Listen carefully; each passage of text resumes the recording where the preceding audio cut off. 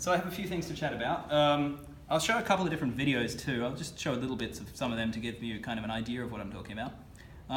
So I've kind of done a couple, over the years I've done lots of different types of music and synthy stuff. Many years ago I did my honours thesis on computer music in drum synthesis. And then alas I had to find a job that paid me money for a while. But eventually I got to escape and make musical stuff, which was good. I just dropped that guitar pick. It's disappeared. Alright, I have to find more guitar picks. Oh, guitar pick. I just dropped that guitar pick, which I was fidgeting with. Oh well. Okay. I have more of them. More where that came from? There are plenty more guitar picks. Good. And they all look the same. But eventually yeah, that one I'm going to put down. So eventually I started to look into making, I've always been interested in expressive ways to control music. Because I thought there's all these great instruments out there, but the ways of interacting with them are pretty limited. Because pretty much they're all kind of binary expression for synthesizers. They were traditionally keyboard based, and it was just ons and offs. You had, velocity, and there was a few ones that were doing something else. But really I wanted more expressive control. And I mostly played non-keyboard instruments. So I wanted non-keyboardy style control. And any of the more expressive instruments were coming from a keyboard kind of direction. If you looked at the continuum, in the era I was looking at these things, I was looking at the continuum, and then later on things like the C-board, the Rolly C-board, were all better keyboards. I was kind of interested in not keyboards.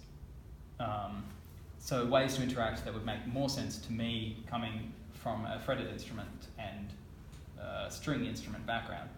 So I play guitar and bass and attempt to play upright bass. So I like the fretless concept, but I also found it quite hard. So I've been trying to learn double bass for about 10 years and I'm still pretty terrible. Because it's really hard. I probably play a little bit each day, and every time I do, I'm like, oh, this is harder than fretted, isn't it? This is good, I like this, but this is not easy. Right. So I wanted to have some of that control with my synth stuff, but not have the challenges of that instrument. Both the physicality, the challengeness of just it being giant and it being hard work, but also the lack of feedback information. So I made some synths, controllers for synths and synths. So I made two main families. One, I made a virtual reality drum kit, which I'll show it to you.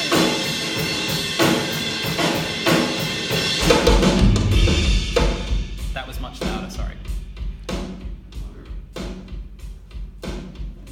So you see the general feel. The big thing that it would be totally silent, easy to record. I played it. I dropped my drumsticks on this. I thought I was putting them on the snare drum and I dropped them on the floor. Yeah, because it does look quite convincing to me. I was playing and I put my sticks down. I was like, nothing there. We scan real drums, so that's that. I had a Pearl export kit that looked exactly like that one and a forum, and then we scanned a bunch of different drum kits very accurately with photogrammetry. So you had the full tactile feel. So that was good for the drums, but it did have some commercial applications because the main pitch of this is that drumming is loud, noisy neighbours, and takes up a lot of room. So normal traditional electronic kits solve the loud problem a bit. You're still hitting plastic pads with sticks, so there still is some volume, but they don't solve the size issue. So that's what I wanted to solve with Tombe and Music Room, which are the two kind of families. Tombe is pure drums, Music Room has other stuff in it. So that solved those at a relatively low price point compared to other kits. This is, I think, $24, $25, something like that, US, on Steam and Fireport. So that's a commercially released product that you can buy today. And it does, this will lead on to my other reasons that I'm not focusing on VR as much as well. So it worked quite nicely. We had some great drummers using it and sounding great. Like at NAMM last year, I had Dirk from Megadeth play it, and he sounded fantastic and played faster than I thought humans could move. And it's still, he played for it and he wasn't like, this is terrible and everything was wrong. He was like, cool, that was a drum kit. And that's kind of the reaction I wanted from it. I didn't want people to go, wow, this is the greatest thing in the universe, it totally revolutionized drumming. I just wanted it to be, cool, that's a drum kit like other drum kits. Because that's, I think, if you're making something that's meant to replicate something else, the success factor is, cool, that's the same as the other thing. I did add, because we had the controllers in your hand, you can add some additional things into it, like you can switch types of sticks while you're playing very easily by pressing the touchpads. You can add expression with the triggers while you're playing, those kind of little extras. You can do different ways of choking the cymbals. It does all the things that a proper, normal, high-end kit would do, multi-zone cymbals, positional sensing, all that kind of stuff. So, that thing, cheap. It's part of the bigger family, which is the music room, which includes all of the synths. I'll show you a little tiny video of that one, which will hopefully be less loud now.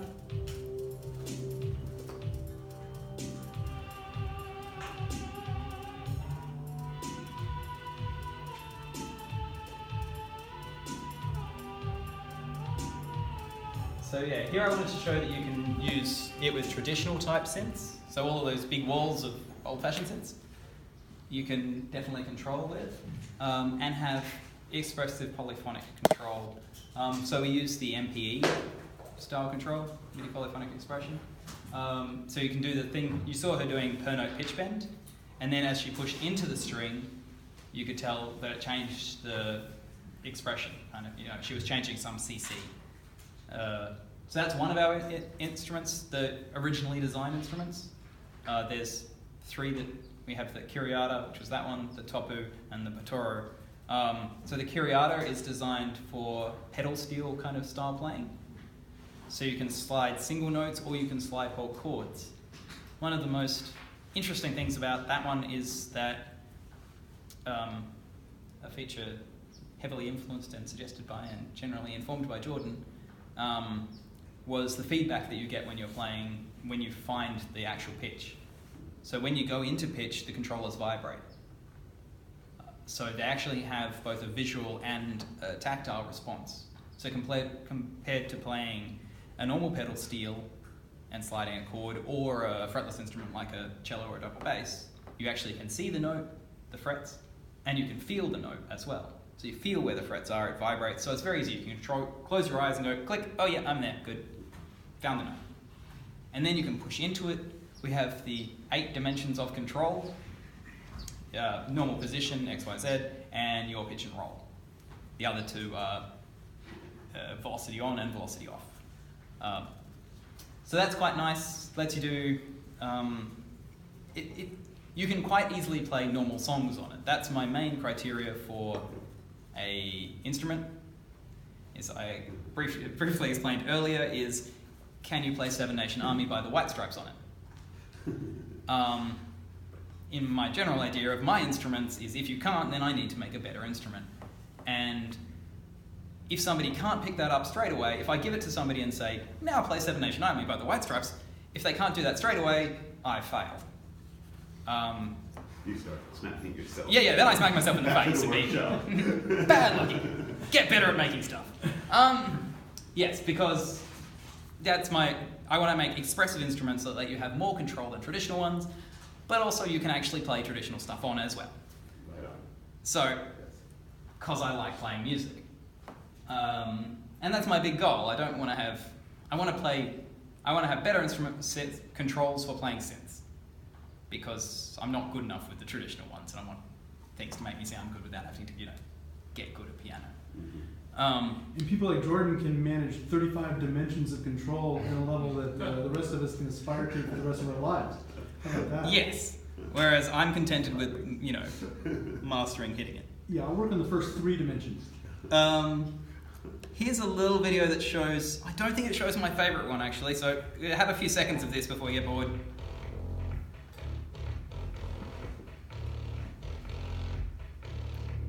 So you see that again she moved in and out to change expression. She's also using the built-in looper. because it actually integrates directly to your DAW. So if you're using Ableton or something like that, here I'm using Bitwig, it integrates directly with Bitwig. So I'm creating clips and changing instruments in Bitwig. This craziness here, you saw a little bit of, is the Pitoro, and the rest is pretty straightforward. She switches what type of drum kit she wants and what sound.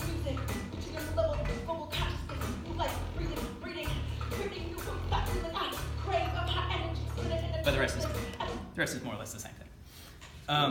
But you see, you can actually loop stuff, create stuff, interact with the DAW in a virtual environment, and make actual music. That sounds alright. That was the first day she played for 5 minutes at NAMM, and then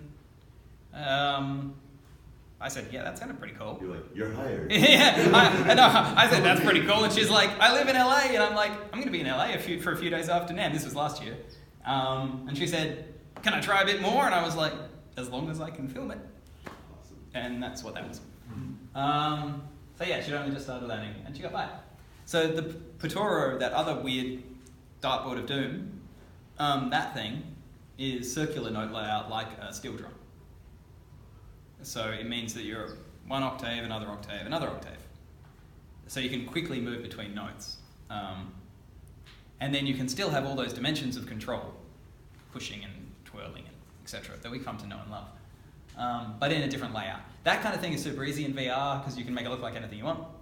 I also made this other one called the Topu, which is based on strumming, because I like strumming, which lets you have... It's basically the Suzuki Q chord, or the auto-harpish kind of thing. You choose a chord and then you strum it. With the touchpads let you choose chords, so you say A minor, strum, which is easy enough for me to do and still sounds pretty cool. And it makes you can do this nice kind of moving through them, kind of dynamic strummy string parts with tons of things going on. And it sounds really nice and it's really easy, which I like. So that's all. They were the synth controllers that I made with virtual reality. So we released the music room, showed it at NAMM, had lots of people play it at NAMM, which I didn't bring a video of, but there were lots of people who played it at the different NAMMs. We got lots of press for being exciting in VR, because that's cool. And then I proceeded to focus on something else.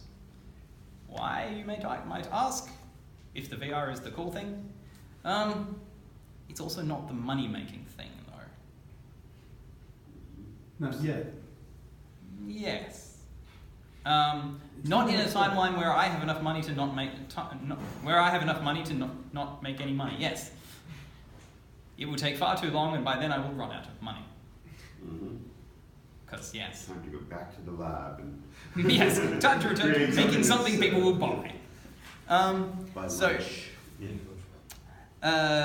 So yeah, the drumming stuff, I mean, we sell a couple of copies each month. The music room, it's $129, which is pretty cheap for music software. We sell a couple of copies of it occasionally. So that's not, it's not terrible. But for the amount of time, effort, and money it takes to scan things, we have all these different venues we scan, so you can jump into a real live music space, lots of different live music spaces, scan lots of instruments, and a lot of programming time and stuff like that. It's really hard to make that money back. And if people want new features, well, there's just not enough. If I spend a day on that, that'll consume my earnings for the next 2 months, So there's no way you can make money out of that. I think at the moment there just simply aren't enough people with VR headsets that want to make music in VR. Most of the consumers in VR are either doing architectural visualization and don't want anything apart from architectural visualization, or they're doing video games.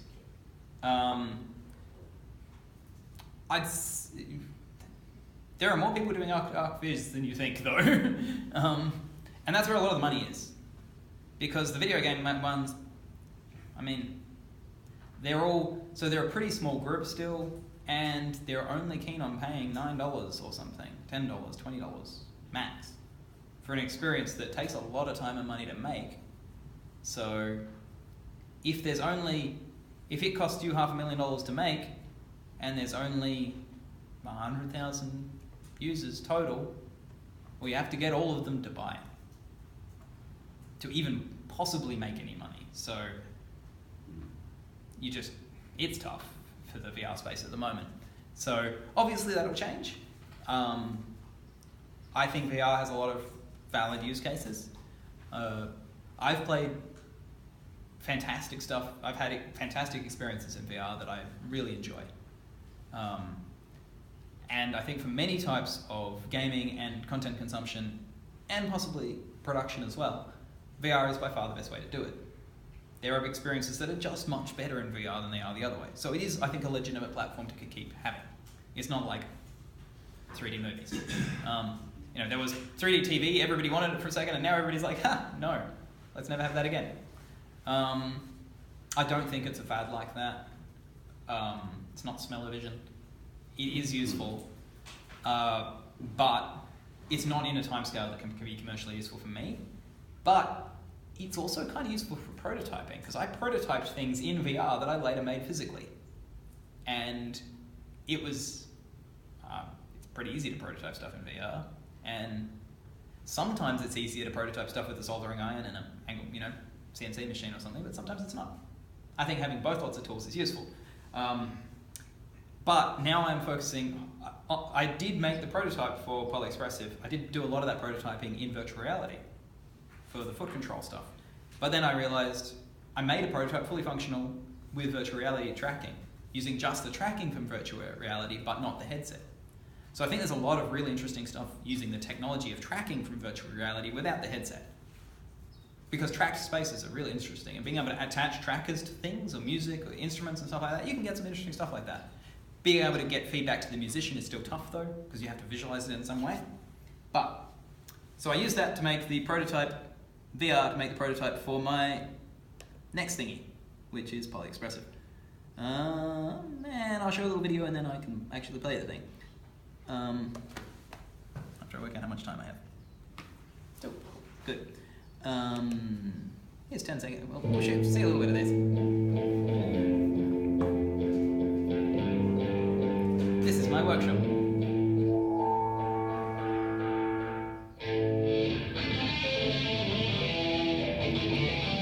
That's a nice amp.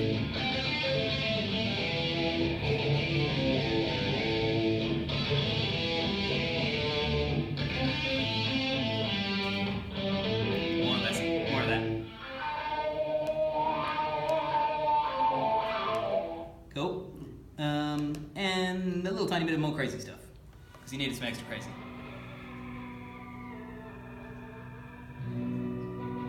So you can see there's a bunch of pedals down to the side there. One's the Chase Bliss Brothers and the other one's the Victronics Evolution. And that amp is MIDI controlled as well. So all of these pedals, there's a huge amount of really interesting gear that's MIDI controlled now. And there's been a movement recently for pedals like that. That Chase Bliss one is just a normal pedal board format that's this big. Do fun noises with it. In case you're in a fun noises kind of mood. So yeah, you can stop making crazy noises for a bit. You saw, those little pedals there. So normal kind of pedal board format, taking MIDI on TRS connectors, which I do as well, because I hate 5-pin DIN plugs, and so does everybody else in guitar, because they're evil. I just hate them. Probably irrationally.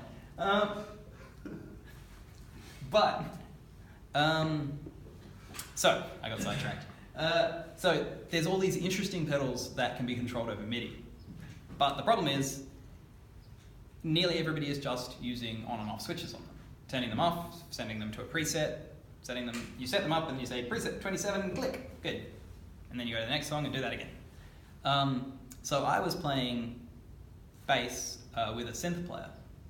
And I was running Bitwig, possibly with this thing, but actually not.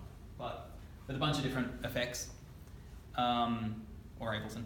And I was running tons and tons of effects, and I was running it all through this, and I had a traditional MIDI foot controller, my bass, and an Ableton push, knobs, a pile of knobs, and things to launch things from.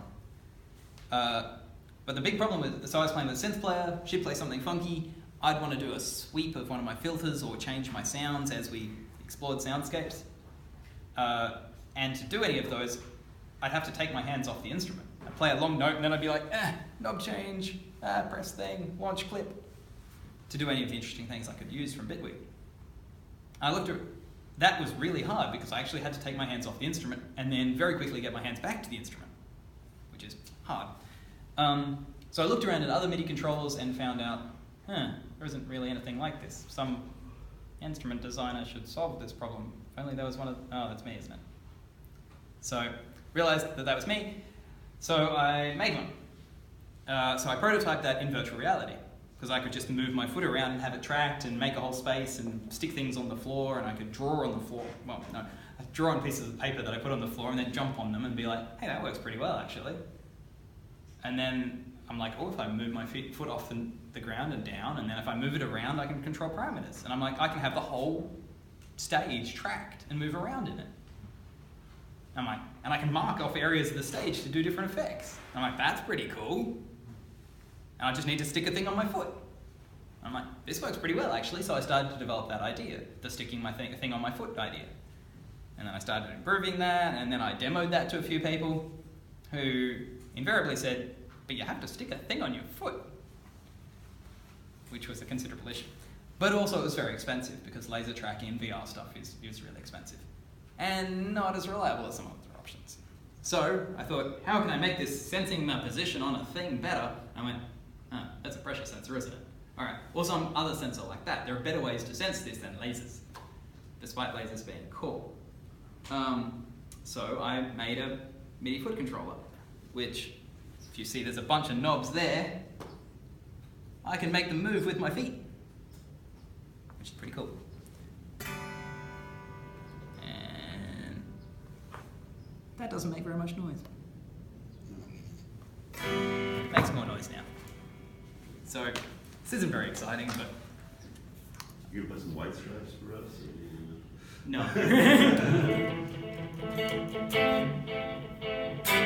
So I just cranked the feedback right up. Now we have tons of feedback.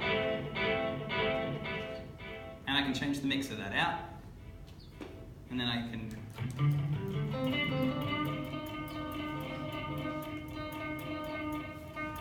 easily by moving my feet. I have a thing in my feet, which I am now going to show off.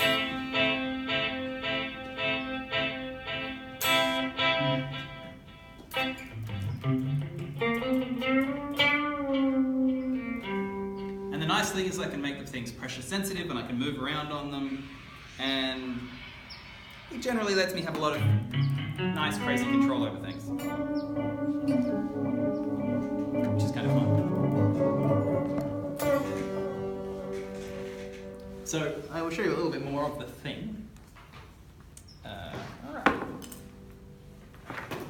I'm tangled, so tangled. I'm so frazzled after NAM. Usually I'm not quite this frazzled. NAM is crying. Yeah, it's intensely frazzled. I could not move yesterday. No, I did. So, I attempted to get home. Feel free to be frazzled because I'm still coming out of a NAM stupor. So I'm still fried from last year. Yeah, right. Yeah. It's a burnout. It's killing it. yes. It's So true. so So energy. here is the thing. So poly-expressive it's called. And it achieves the goal of what I wanted from the other thing. But has the advantages of being much better. Why is it much better? It fits better into the traditional... This might be a little bit more marketing-y, but it fits better into what a guitarist traditionally wants.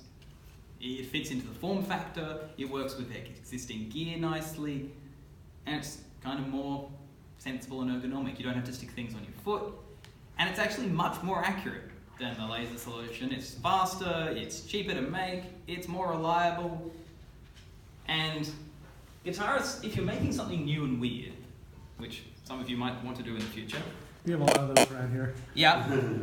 There are a lot of challenges because people assume a much higher standard of weird things. If you give them something exactly like what they've got before, they'll be like, cool, that's like the other thing.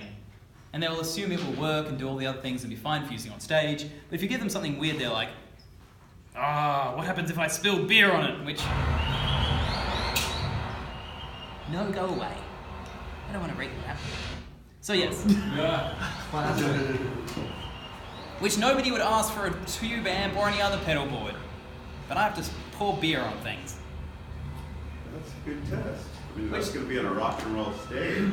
Which, that was quite a lot of beer, as you noticed. I remember playing Loki.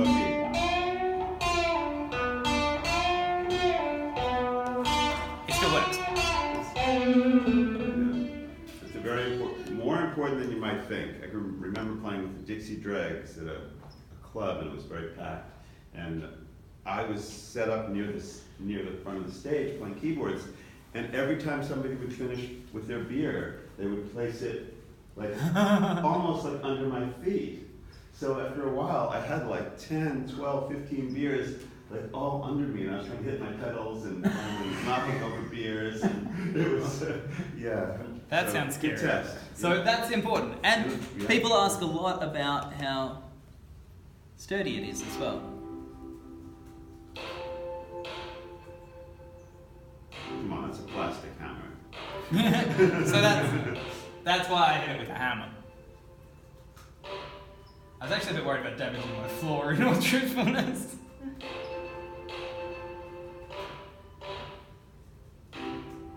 So I set up to trigger notes. Do you find you get a quicker attack when you hit it with a hammer? I don't recommend it as a playing style, truthfully. Heavier, louder. A little bit louder.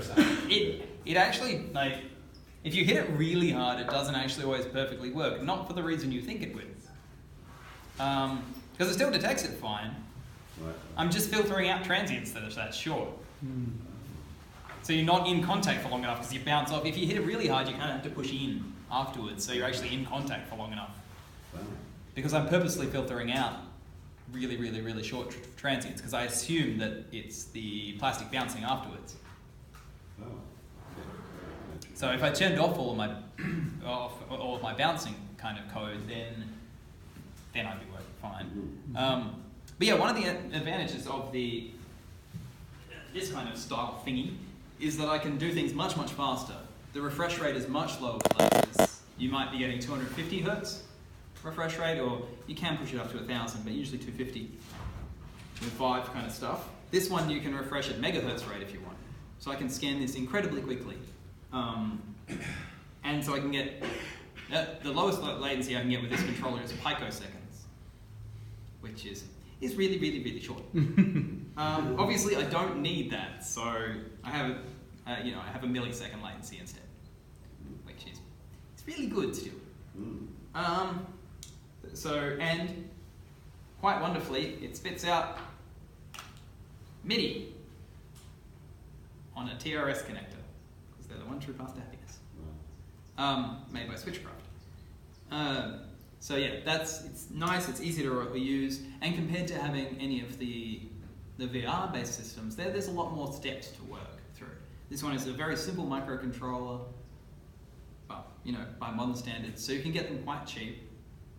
So you can actually afford to make a product that you can assemble at cost, at a reasonable cost. So I cut these out of sheets of aluminium myself. It's an aluminium composite with a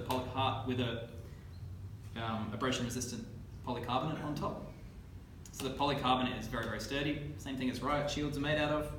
That's why I can hit it with a hammer. I made it quite resistant to beer, because there aren't many openings in here, and it's a beaked surface, so it's quite good on that front. And it's quite light, portable, and the other great thing is that this piece of paper in here is just a piece of paper, so I can open up these little thingies. Wing nuts is the word I'm trying to remember. And then you can just switch out that piece of paper for anything. So there's an app, which I can show if anybody's excited about seeing that, where you can choose what each of those squares is laid out, what this layout is and what things are on each of them. That's a big focus for mine, because if you chat to lots of guitarists, they think MIDI is scary. And if you read lots of manuals for MIDI stuff, it is sometimes. So, because, yeah, sometimes there is not the clarity I would like. So that's why, so I've gone through and read the manuals for pretty much all major known guitar pedals that take in MIDI, and the amps and stuff like the Kemper I had there, or the XFX, and all of those pedals I demo. And I've collated that into a nice little drop-downy thing that you can say, I have a Chase Bliss Brothers, I want to control tone, and I want to put it on pressure. So they don't have to read the manuals, it automatically comes up on the right MIDI channel. It provides nice little ways for you to change the channels if you need to. Explain. Eventually there's a feature I want to add, which is I want to have, when you say I want to change channel, I want it to pop up the instructions for how you're meant to do that with the pedal, because every single pedal does it differently to varying levels of confusing. So that kind of thing. I want to just make it super easy to use, because I think that's the other most, you have to make an instrument that's good, that is easy to play, but also easy to set up. Works in the situation where it needs to, can have beer on it, can be hit by hammers, can be portable, but also is something people want to use. Gives you extra expression.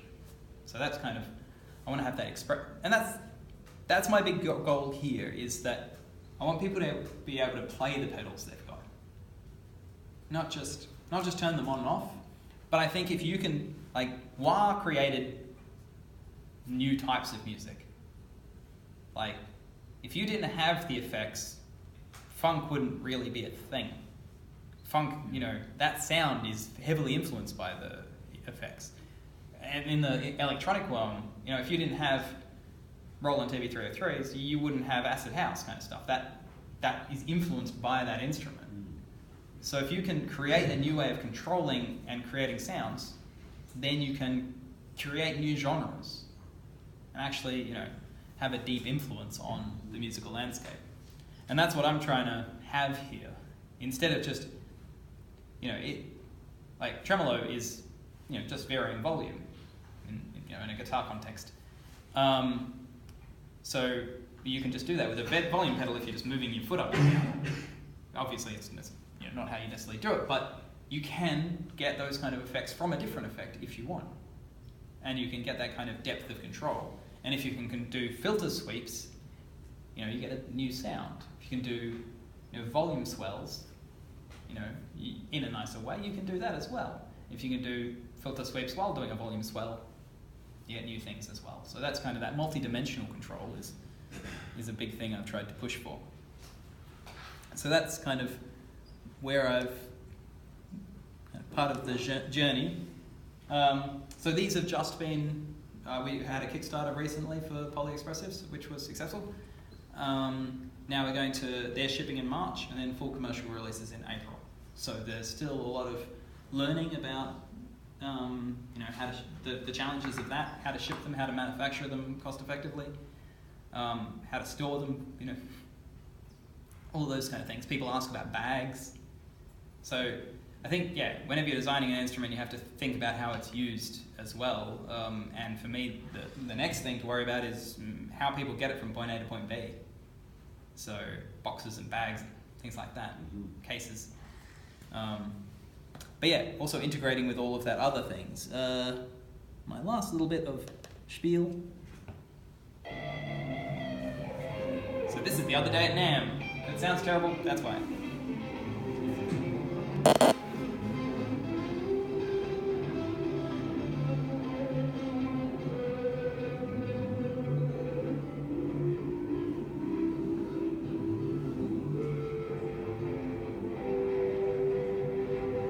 Jamming with the neighbors. Yeah, the neighbor is playing the bass. Classic. Definitely got to get that booth again. Yeah. So you see, the really nice thing he was doing there, I think, was that kind of just really actually playing that effect, the filter sweeps. So we got this new pedal which we borrowed, the Chase Bliss Condor, on the first day. And he does these sweeps with swells of feedback as well from the delay pedal. It's just a little tiny snippet, but yeah, I really like being normally that filter pedal, the way it was intended was, it's like an EQ basically, you know, it's an EQ pedal, you know, it's got, okay, you can set this to change your tone a little bit, and then if you want to roll off some of your, you know, noises that you didn't want from the high end, you can do that too. But with this, you can actually play that pedal and get some beautiful tones out of it, which he was getting there, which I think is, that was he played it for a few minutes the day before, and then he was playing it that day. He'd never tried the poly expressive before, so hopefully it lived up to its name of being poly and expressive. Cool. Awesome. Thank you. So if I'm willing to go barefoot, I happen to have flat feet, and so what can I do with can I do a vertical laying down of my foot and pick that up as like a wah dimension? Yep, so, okay, that's still stuck to the wall. I will ditch power and MIDI. So, this guy, it senses pressure first. So if you push straight down, you'll get, you can wah by just pushing harder and softer. Okay. That's way number one. The way I usually use this controller is just putting my foot in a single spot and rolling side to side works quite nicely. You can do that with your shoe on, and that works well, and then rolling forward and backwards. So when you don't need to right, arch or... Is that, when you go left to right, is that 0 to 1, or is that 0, 1, 1? Does it go 1, 0, 1, or does it go, in other words, is it a one dimension? I guess you have the x coordinate, so you can see that the average coordinate is x. The nice thing about that is that there's curve options, so you can choose what you want that to be mapped to. Okay. So you can choose your different curves. Okay. So if you want a particular type of reaction, you can have that, which is you just draw a different shaped curve. And you can put as many points in that curve as... And how many points of touch do you recover? In other words, how many... It's single, it's one. Single point, yeah. So so no matter how you put it down, there's some effective center of touch that comes out. Yeah, it's the bit you're pushing hardest on. So it's X, Y, and Z, 1 point. Yeah. But you can control it any way that feels good for you. Yeah. Okay. So that's the big differentiation between this and most touchscreens or something like that. It's not a multi-touch device because it's designed for foot use, and I assumed that you'd not be able to use both your feet at the same time. 5 toes, 4. Sitting down. True. Yes. There are use cases, but it does mean I can filter a lot more effectively and have a bunch of other benefits. And you get a lot of control over that point with your shape. It's just like a weighted keyboard on a piano. It's that that weighting gives you fine control over the final velocity. It's a way of spreading out physical contact to get more control. Yeah. So there's a few videos of me controlling a multidimensional wah kind of thing, Q on one axis and frequency on the other, and that's really, really fun. I also had a delay engine on this other section where I was controlling a few parameters on pressure and then a few mixed parameters on the X and Y. Yeah. And it's a very interesting way of exploring the parameters of a pedal, because usually you'll play for a little bit, turn around, change thing on amp, or change thing on the floor, play for a little bit. You can't really do unless you're really good at two-handed tapping and can tap with the other hand while you're turning, while bending down. That's not an ergonomic way of playing. Have you played the 3D pedals like the JBL? You've got a regular rocker pedal, but you can also slide it sideways. So how would this compare to that? If you, I think the big difference here versus any of those kind of things is you can make this one big switch if you want, like that, or you can make it 100 little switches. Because you can have visualization here. It's a piece of paper in here, you can change this layout. Yeah. So it compared to any expression pedal that is a fixed kind of layout, or even something like the 12-step or the soft step from KMI, Keith McMillan Instruments. Those ones, the 12-step has 12 steps. You have 12 or 12. There aren't any other options. Here you can have one giant one if that's most comfortable, because maybe you don't want to find a particular thing, you're using it without looking at it. Right. You want one giant thing. Yeah. How easy is it? You might have told me, but in one and out the other. How easy is it if you're playing a gig to change the configuration in a live show? To change to a different actual physical look requires putting a different piece of paper For in. one song, you want it to be just one large space and control, whatever. If you the want to next change the song. physical look, then it's a different piece of paper. Not the look, no, the configure. It's like You a just patch. need what You know, Well, Like- Yeah, then you can Oh, just it's in place. then it's instantaneous. You can do that with sending like a change this configuration And command. that's something you can just do live. That's something you can do live, Just but hitting it with a program change or something. For the kind whole- of, yeah. Because I could see, at least from my type of use, first patch I'm using it as one big Yeah. whatever, and the next. But thing I visualization have- would be the issue then. What's Yeah. the Because- issue? Well, I just have to have a little screen to remember or whatever. Yeah. Or You could have a use standard quadrants. layout. Use what? Quadrants, you just need to say, oh, I think of it as being in 4 quadrants. So you put a piece of paper under there that has the lines on it. Yeah, or maybe Yeah. you kind of like one type of layout, but you use it for Right. different things, and you just kind of Right. know that I usually assign the delay and the Yeah. EQ to this left Yeah. top. Or you have Yeah. color blocks on it or something. Yeah. So You you could can have a choose list of layout to kind titles. work for that. You could have titles 1, 2, 3, 4, 5. They could be color coded, and Yep. you just know you're in the Yeah, red yeah, group yeah. or the green Yeah. group. Right, for each, But each of your blocks. Either way, the Which one? downside, like the up and down of that, is say you have this divided into lots, as it is here, like all of these little ones and then these big ones. Mm-hmm. If you want it to be divided into 2, 3 big things afterwards in the next song, it's hard to visually see. Yeah. You'd have to have a fixed layout, but you can just have them Yeah. send different Right, controls. right. That's easy, Right, yeah. That'd be cool. That bit's easy, but the actual physical different layouts, that's obviously hard. Right. You'd have to switch bits of paper for that. So Or I have project a on it. questions because I Or didn't buy fully more.